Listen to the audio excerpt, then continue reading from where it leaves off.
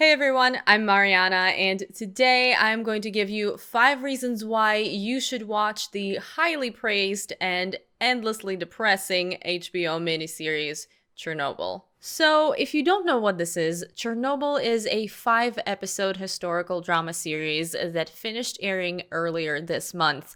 It's set in the Soviet Union, particularly in Soviet Ukraine in the 80s, and it tells the story of the Chernobyl nuclear power plant disaster that took place on April 26, 1986.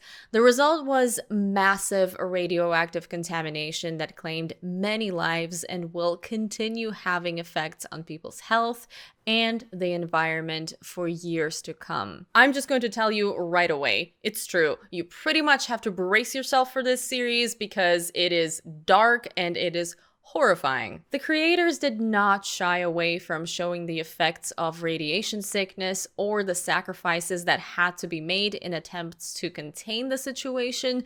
So you have the visual horror as well as implied and psychological horror of this disaster coming together in one miniseries. However, the way I see it, this is also a must-watch series, and here are some reasons why.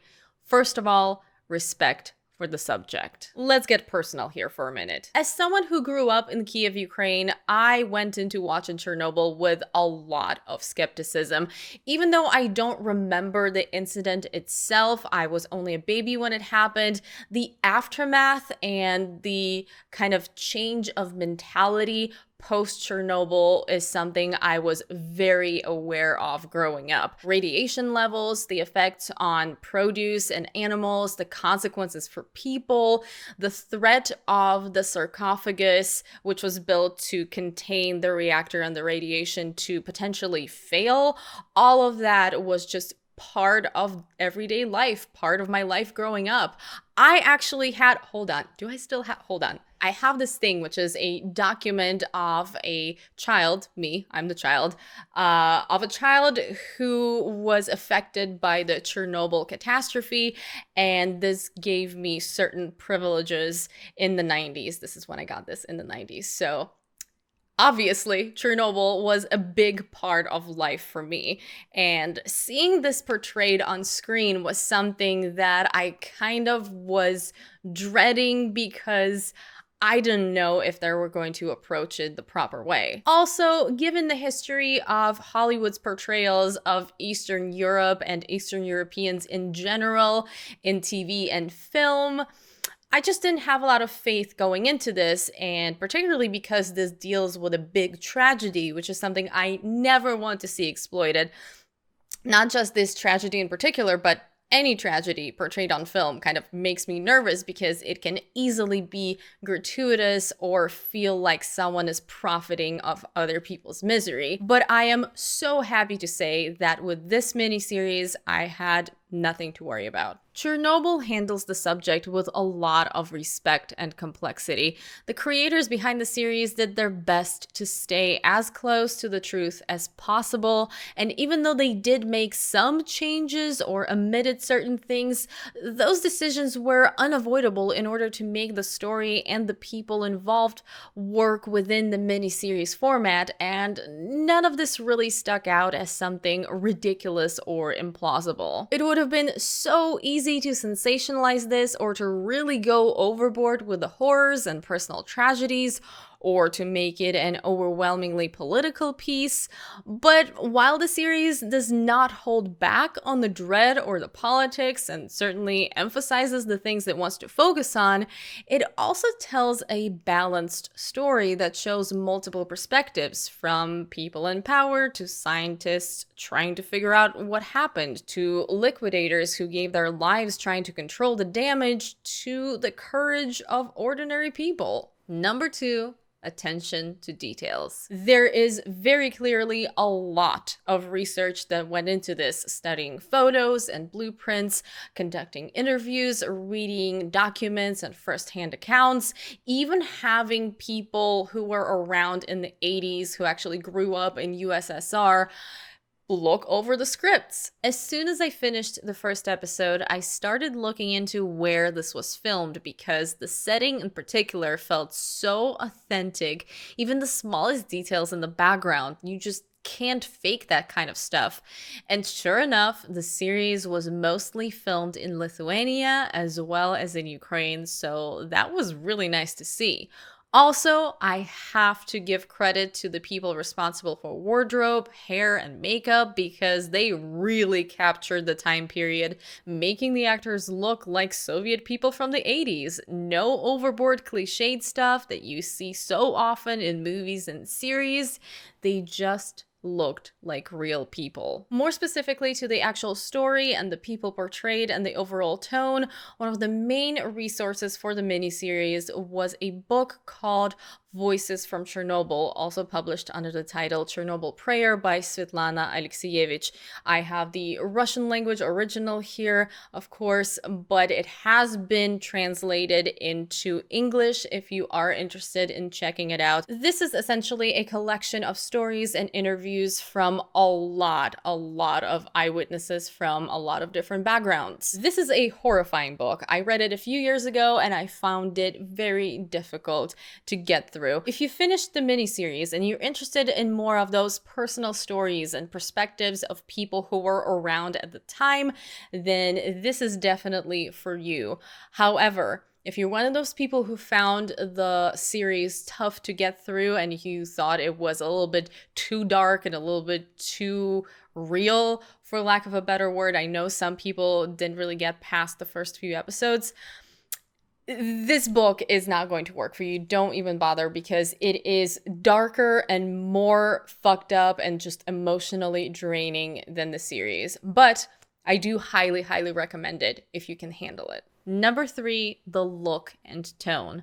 Going hand in hand with my 2 previous points, the visuals and presentation of Chernobyl are very well done. From the perspective of cinematography and shot composition choices that were made, this is absolutely amazing. There is some very striking and haunting imagery in the series, which once again does not get in the way of the story. It supports it and helps frame the story, creating this underlying sense of dread. Also, the amazing score by an Icelandic composer and musician whose name I absolutely have no idea how to pronounce, so I do apologize. I'm not even going to try it, but her score is absolutely perfect. It's pretty understated. It never tells the viewers how they should feel about a scene because that's completely unnecessary here. So instead, it focuses on that underlying tension. Even the color palette goes along with all of this. The series often looks dreary and sickly with a lot of grays and pale blues and greens. All of this is particularly important here because the evil in the series comes from 2 invisible things: radiation and lies. Radiation is the silent, invisible killer. It's the threat that's hard to understand because when you're exposed, it's everywhere around you and you can't see it or hear it or feel it. And yet, radiation sickness is one of the worst ways to die, which, of course, we see in the show. As for the lies, well, that's the question the show wants you to think about. What is the cost of lies? Number 4, the cast. This is kind of an obvious one, but it just wouldn't be fair to not talk about the cast. The 2 leads, Jared Harris and Stellan Skarsgård, are insanely good and very believable in their roles. I do hope they both get awards for this. Also, Emily Watson plays an interesting role. Her character is a composite character representing many scientists that came together to try to figure things out. But aside from the big roles, the entirety of the supporting cast is amazing, and there are quite a few actors who don't have a ton of screen time in the grand scheme of things, but still definitely get their moment to shine and get to play a memorable role. So the entire ensemble is fascinating to watch. Also, a separate thank you to whoever made the decision to not have these actors speak with fake Russian accents in the series. Thank the gods. I never understood why actors are made to speak with fake accents to illustrate that the story takes place in a non-English speaking country. I always found that unnecessary.